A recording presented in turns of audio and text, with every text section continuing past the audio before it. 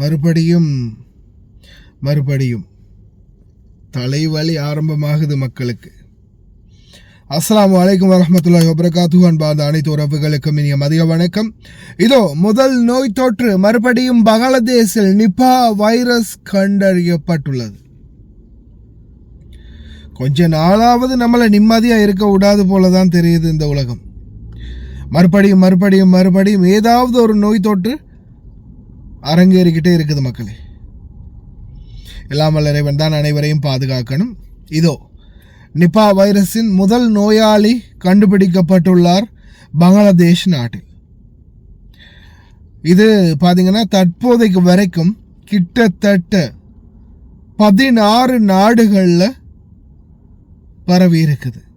Taiwan, Thailand, இந்தியாவிலிருந்து Bengal, west பெங்காலில் இருந்து, அதே மாதிரி நேபாள், தாய்வான், மலேசியா போயிருக்குது. பல நாடுகளுக்கு என்னது ஸ்பெஷல் கெஸ்ட்டாக போயிட்டுருக்குது இந்த நிபா வைரஸ். இலங்கையினுடைய நிலைமை அல்லாஹு ஆலம், எல்லாம் வல்ல இறைவன் பாதுகாக்கட்டும் அனைத்து நாடுகளையும், அதே மாதிரி நாட்டு மக்களையும். அதே போல் பங்காளி மார்க்கெட் போகக்கூடியவங்க இனி வரும் நாட்களில் கொஞ்சம் கவனம். குவைத்தில் பங்காளி மார்க்கெட் இல்லீகலாக தான் ஆக்டிவில் இருக்குது. இருந்தாலும் அந்த பங்காளி மார்க்கெட்டுக்கு நீங்கள் பொருட்கள் வாங்க போகிறீங்களா இருந்தால் அவங்களுடைய சில பொருட்கள் ஃப்ளைட் இறக்குமதி இருக்குது.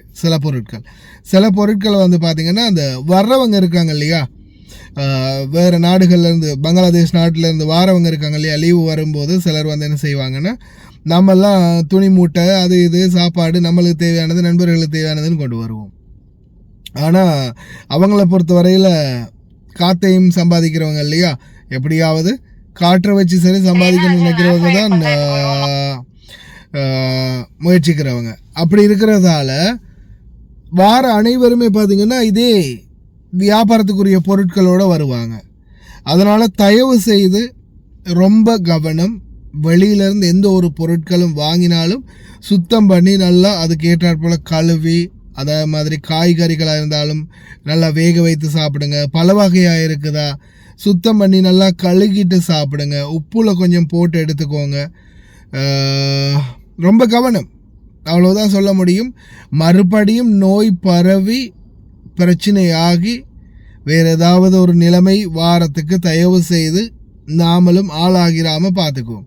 ஒவ்வொருத்தரும் இது ஒவ்வொருத்தருடைய கடமை அப்படின்னு சொல்லலாம். நம்ம ஒவ்வொருவரும் பாதுகாப்பாக இருந்தோம்னா, ஒவ்வொருவரும் சுத்தமாக இருந்தோம்னா, ஒவ்வொருவரும் சுகாதாரத்தை சரியாக பேணினோம்னா இந்த மாதிரி நோய் பரவல்களில் இருந்து நம்மளை காப்பாற்றி கொள்ள முடியும்.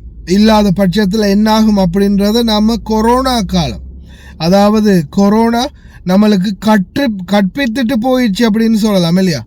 நம்மளுக்கு நல்ல ஒரு சிறந்த பாடத்தை கற்பித்து தந்துட்டு போன ஒரு நோய் என்ன, அது கொரோனா நோய்.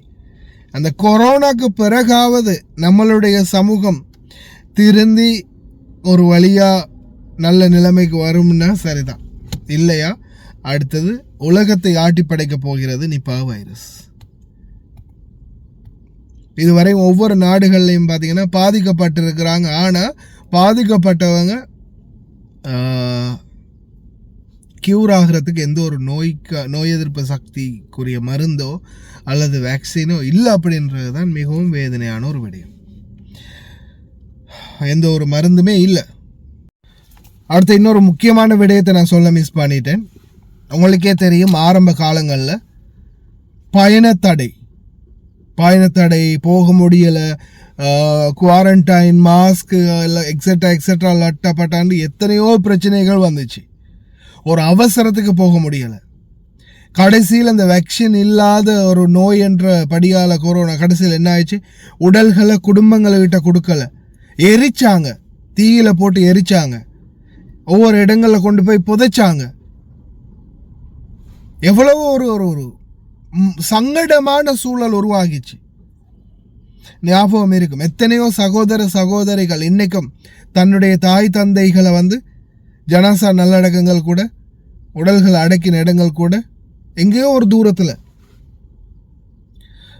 எனக்கு ஞாபகம் இருக்குது, ரசீத் சகோதரர் நினைக்கிறேன், அவர் சொன்னார், பேட்டிகலோவில் ஒரு சைட்டில் ஜனாசா நல்லடக்கம் பண்ணினாங்க, கொரோனா ஜனாசா நல்லடக்கம். அந்த ஏரியாவில் தான் ஜனசன அடக்கம் பண்ணதான் அவங்களோட ஃபேமிலியில் ஒருத்தரை. இந்த சரியாக எக்ஸாக்டாக யாருன்றதை நான் ஞாபகப்படுத்தலை, மறந்துட்டேன். அதனால் ஃபேமிலியில் ஒருத்தர் அப்படின்னு சொன்னாங்க. அது மாதிரி பாருங்கள், அவர் வந்து கிட்டத்தட்ட அங்கேருந்து அவருடைய குடும்பம் அவர் இருக்கக்கூடிய வீட்டில் இருந்து வாரதா இருந்தால் கிட்டத்தட்ட நினைக்கிறேன் ஒரு 200லேருந்து 250 கிலோமீட்டராவது தூரம் நினைக்கிறேன். குறைஞ்சது ஒரு 3 ஹவர்லேருந்து 4 ஹவராவது பிடிக்கும்னு நினைக்கிறேன் அந்த அவங்களோட அந்த ஃபேமிலி அடக்கம் செய்யப்பட்ட இடத்துக்கு வந்து போகிறதுக்கு. பாருங்கள் எவ்வளோ தூரம் டிஸ்டன்ஸ்ன்னு. அல்லாதான் பாதுகாக்கணும். இந்த முறையாவது இந்த நோய் பரவாமல் இருக்கிறதுக்கு அனைவரும் சேர்ந்து ஒற்றுமையாக கைகோர்ப்போம், சுத்தம் சுகாதாரத்தை பேணுவோம். அதுதான் இருக்கிற ஒரே ஒரு முயற்சி. அரபு நாடுகளுக்குள்ளே மட்டும் இறைவாக வராமல் பார்த்துக்கோ, வந்துச்சுன்னா குடும்பங்களை பார்க்குறதுக்கு லீவில் போகிறதுக்கு கூட முடியாமல் போயிடும். நோன்பு கழித்து பலரும் போகிறதுக்கு இருக்கிறீங்க தானே. யாரப்பா. ஹாய் காய்ஸ், இன்றைக்கி நாங்கள் எங்கே வந்திருக்கிறோம் தாத்தா? எங்கே வந்திருக்கிறோம் நாங்கள் இன்றைக்கி? அல்மிஷாயில். நீங்கள் எப்போ ஆர்டர் பண்ணீங்க தாத்தா?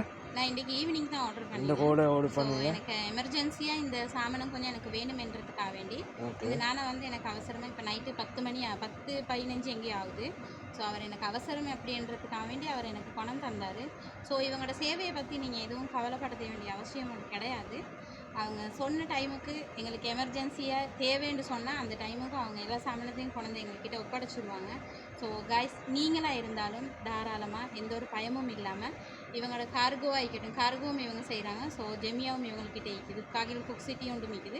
சாமானமும் நீங்கள் ஆர்டர் பண்ணலாம் தைரியமாக, எந்த ஒரு இதுவும் எதிர்பார்க்காம அவங்க சமூக சேவையை செஞ்சு முடிப்பாங்க. தேங்க்யூ ஸோ மச் தாத்தா. தேங்க்யூ. இந்த தாத்தாவோட ஆர்டர் வந்து இதுதான். நீங்களும் ஒரு 20 கேடிக்கு மேலே ஆர்டர் பண்ணிங்கன்னா நீங்கள் எங்கே இருந்தாலும் பிரச்சனை இல்லை, உங்களோட வீட்டுக்கே வந்து டெலிவரி பண்ணி தருவோம். இன்ஷால்லா இன்னொரு வீடியோவில் சந்திப்போம். Thank you, bye bye. Lion express cargo நம்பகமான கார்கோ. இதோ நீங்களும் தொடர்பு கொண்டு உங்களுடைய கார்கோ பொருட்களை அனுப்பலாம். 90 93 61 67 தொடர்புக்கான இலக்கம் 66 16 84 14. இன்னும் ஒரு இலக்கம் 55 17 27 47. அதே போல் இன்னும் ஒரு இலக்கம் 50 53 79 39. இன்னும் ஒரு இலக்கம் 99 69 84 94.